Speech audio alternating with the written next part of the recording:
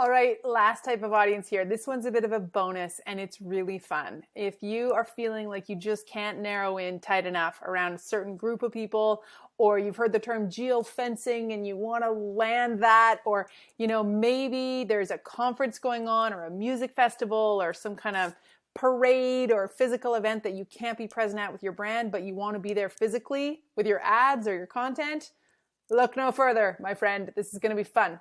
Okay, so we're in Business Suite. We head on into more tools followed by audiences.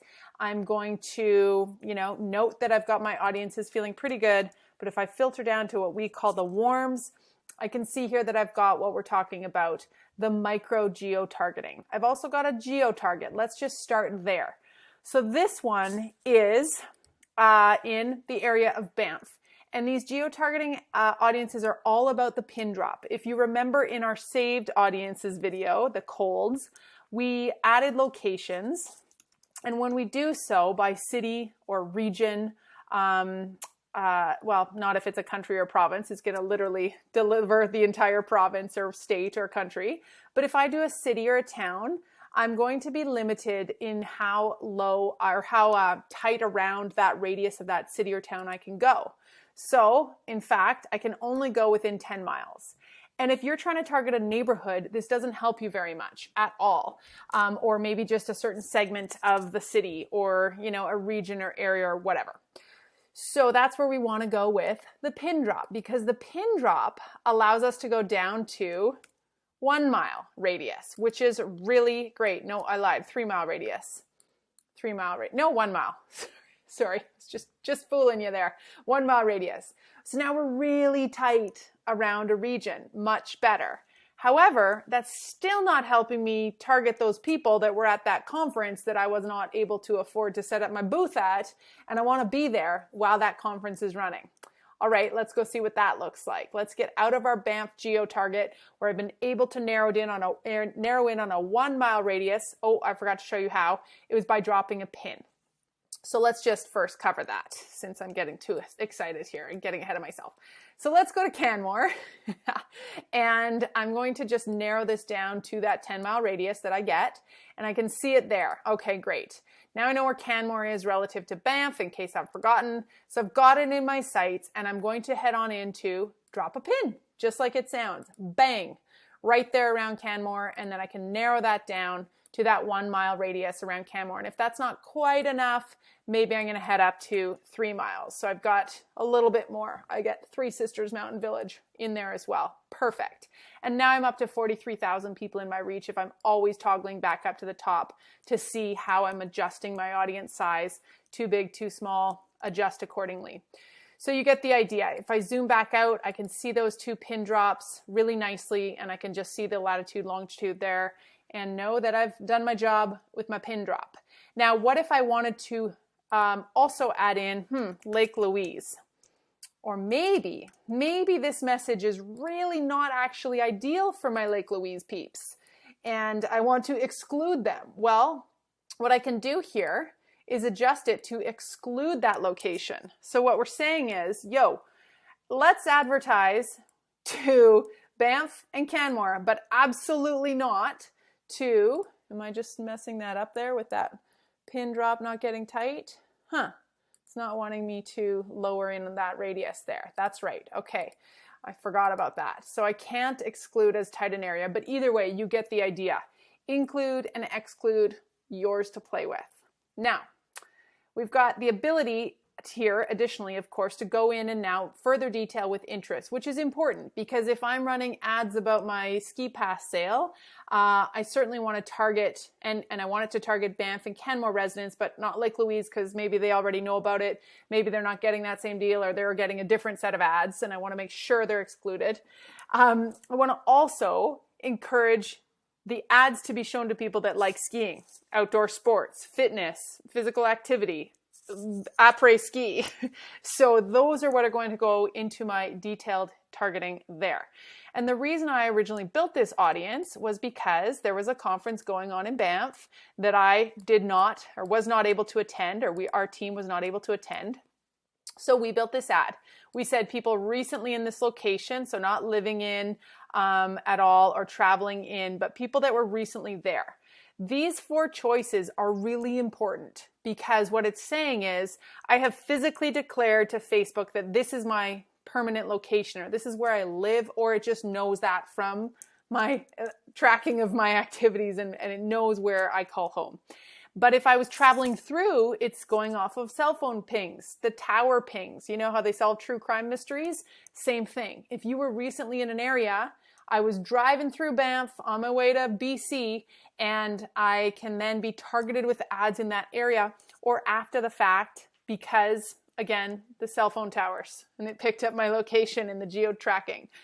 So that's what we want to pay attention to in this case. And why we chose recently in this location is because we weren't able to attend that marketing conference at the Banff Springs Hotel. So for 7 days following, we ran ads to people that were there, that were also Facebook page admins, small business owners, social media managers, marketing directors, etc., that all had those types of interests. And what we got ourselves was a fairly large audience of 21,000 people. Now, if I was to go into the ad and actually run it for 7 days or whatever it is, I would further narrow down those people. This is just saying that people recently in that location, that could be the last 3 months. We don't know. And there's a lot of people right now because, again, it is summer.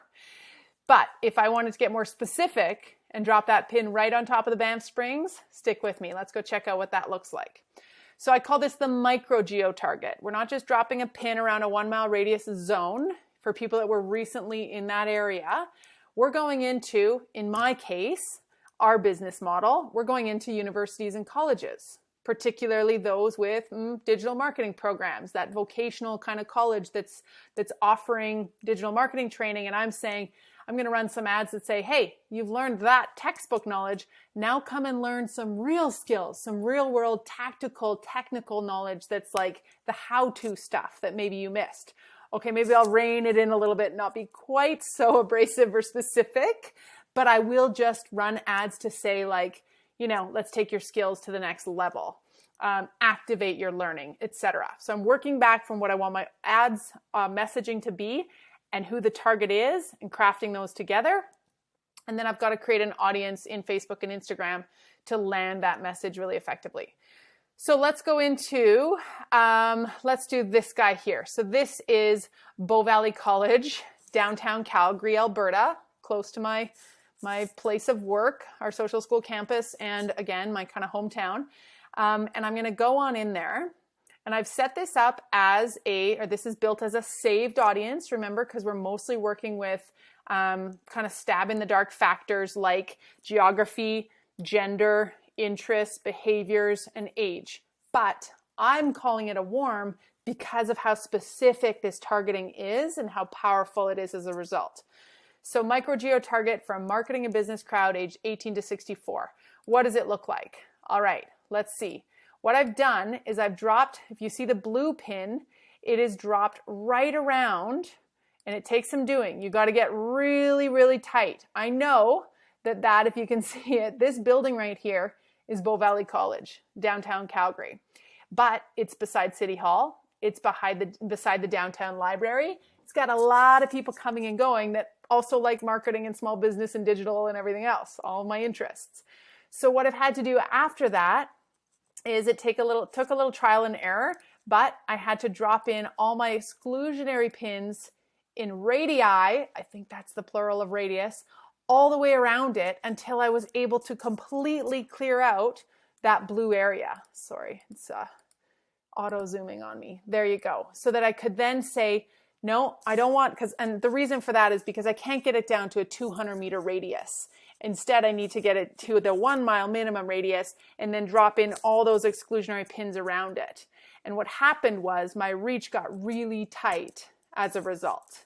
The potential reach that it's showing here, if you notice it says 40,000 people, but when I go back out to this, oh yeah, it's 39,000. So that's going to change based on how busy the season is or how many people are around that area at any given time. So these can be extremely powerful for you if you want to narrow in right on that specific audience. Now, what happens if I'm not happy with how big that is and I want it to be like 5,000 people or maybe 10,000 people? Totally depends again on the broader audience and what percentage you want to capture. Let's say I say, okay, you know what? I actually want, I want 25 to 44-year-olds because I feel like that is who is graduating from these programs and that's who I really want. Well, what just happened? It got cut down significantly to 28,000. And maybe that's still too big and I only want women, 13,000.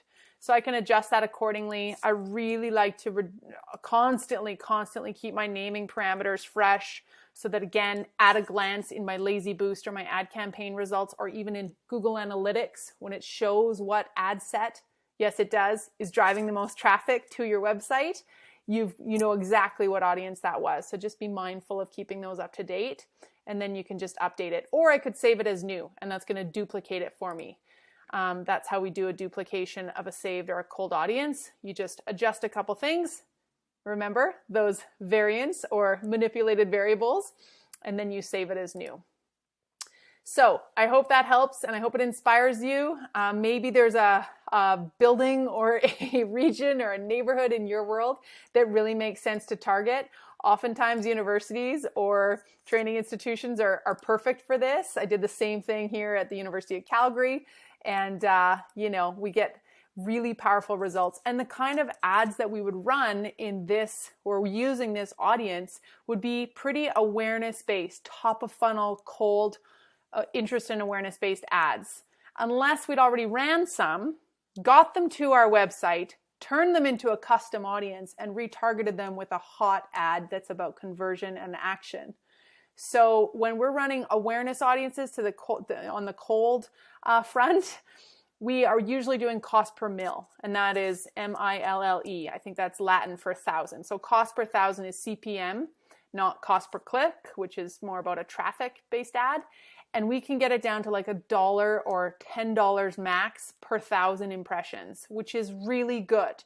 If I was to go flyer U of C and just only hand it out to the people that were digital marketer graduates or interested in marketing, I'm never going to reach that same kind of price, $10 for 1,000 people to get or see my pamphlet. So that's where we really start to see some powerful results that you can get excited about, and then move them through the funnel and keep them going along to the warm and the hot. Thanks for watching, and I will see you inside the course or the next course, and I can't wait to hear how your ads do. Please let us know. And if you have any killer audiences that you've been creating or experimenting with or seeing great results from, by all means, please reach out to Social School and let us know. We'd love to hear your successes and your learns. Thanks.